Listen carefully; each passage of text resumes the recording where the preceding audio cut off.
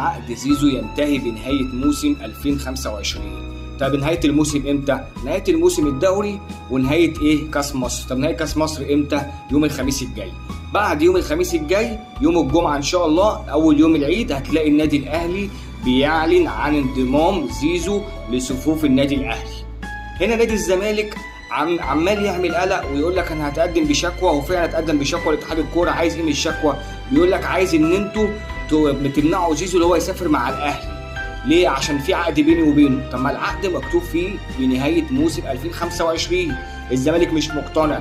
طب اقول لك على حاجه، هل في العقد مكتوب مثلا تاريخ العقد يوم 30 مثلا 6، يوم 30 7، يوم 30 8؟ مش مكتوب فيه اي تواريخ.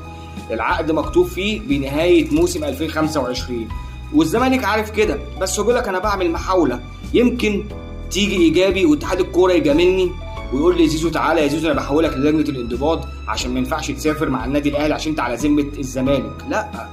لا العقد يا جماعه لحد نهايه 2025 والنادي الاهلي عارف الكلام ده كويس وزيزو عارف الكلام ده كويس والزمالك عارف الكلام ده كويس، بس بيضحك على نفسه.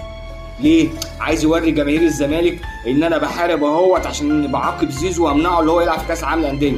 زيزو هيسافر بعد الاهلي ما يسافر، هيسافر اول يوم العيد، ماشي؟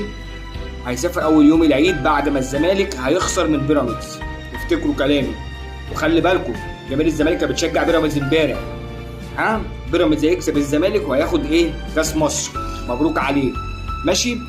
وهيسافر هيلعب كاس العالم للانديه والزمالك كل اللي يعمله هيقول لك ايه ده اتحاد الكوره بيجامل زيزو. يا عم بيجاملوا فين؟ بيجاملوا فين يا راجل؟ انتوا اساسا كتبتوها وتشربوا ميتها. انت كاتب عقد بنهايه موسم 2025، الدوري خلص، كاس مصر خلص. واحد يقول لك ايه ده لسه كاس الرابطه. يا حبيب قلبي الزمالك مش في كاس الرابطه، الزمالك مش في كاس الرابطه، وزيزو هيلعب كاس العالم للانديه.